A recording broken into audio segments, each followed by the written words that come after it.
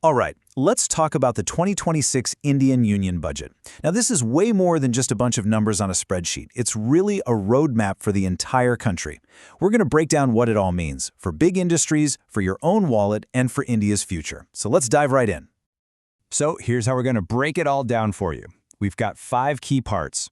We'll kick things off with the big picture vision, then get into the major investments designed to power up industries. After that, we'll look at how the budget invests in people, what's changing with your personal taxes, and finally, we'll take a look at the nation's overall financial report card. Okay, first things first. What's the big idea here? Every budget has a philosophy, right? A kind of North Star. And this year, it's all about paving the way to a developed India.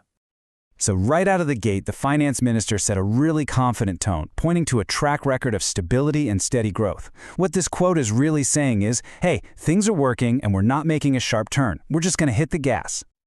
Now this is where it gets really interesting. The whole budget is built around this one idea, kartavya.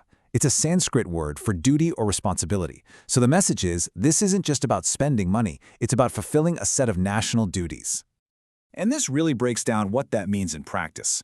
The government sees its job as having 3 core duties. First, keep the economic engine running and speed it up. Second, help people achieve their dreams. And third, make sure the benefits of all that growth reach everyone. This 3-pronged approach is basically the foundation for everything else we're about to look at. Okay, so a big vision is great, but how does it actually translate into action? Well, that brings us right to our second section, powering up India's industries. This is where we get into the nitty-gritty for businesses, from the massive corporations all the way down to the small startups. The game plan here is split into 6 key areas, and you can see it's a real mix. They're looking at future-proofing the economy by focusing on strategic new sectors, but also strengthening the foundation by supporting older industries, small businesses, and of course a massive push on infrastructure. And listen, when they say a powerful push, they are not kidding. Check out this number. That is the proposed public capital expenditure for the year, a massive 12.2 lakh crores. This just continues a huge trend of government-led investment, all aimed at creating jobs and just making it easier to do business in India. You know, a huge number like that is impressive for sure, but the real question is, where is all that money actually going? What does it buy, and where is it going to make the biggest difference? And here's where the rubber meets the road. The focus is clearly on high-tech, strategic manufacturing. There are huge investments aimed at making India a global player in things like biopharma and semiconductors. And there's also a big push into green technologies like carbon capture. The theme is pretty clear. They're placing some big bets on the industries of the future.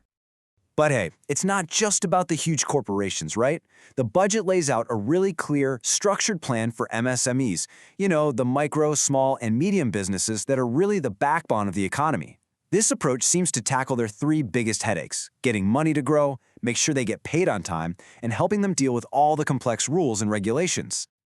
Okay, so we've covered the plan for industries. Let's pivot now to Section 3, investing in people.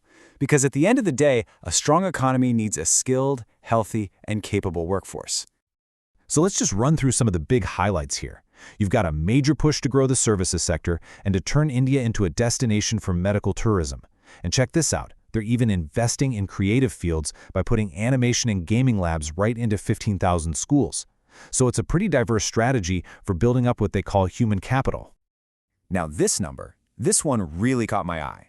The government wants to train 150,000 multi-skilled caregivers in just the next year alone.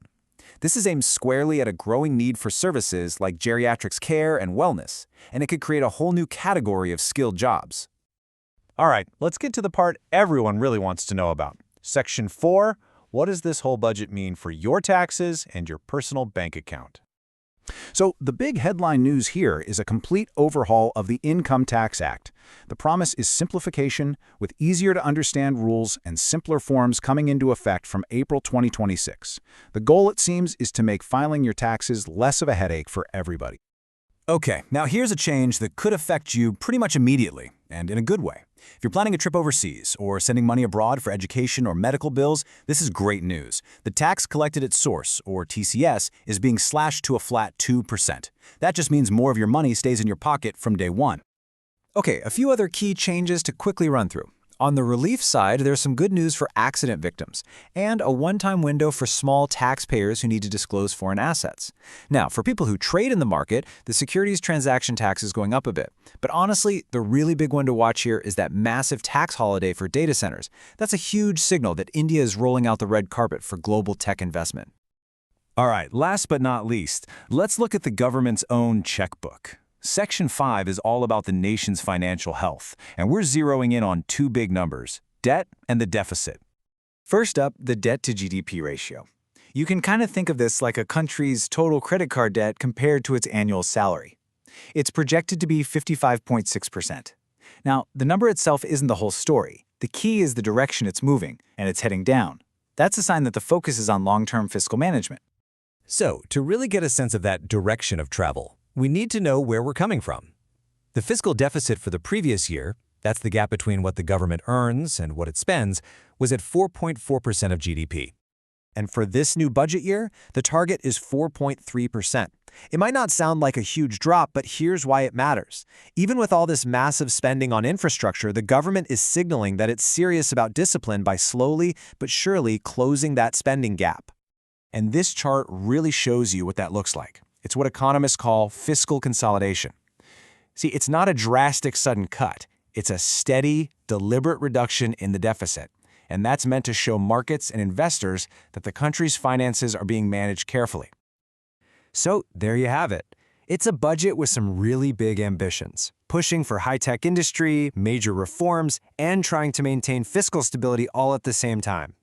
The plans are laid out, the money's been allocated, but of course, the big question is always the same. Will this blueprint actually deliver on all its grand promises?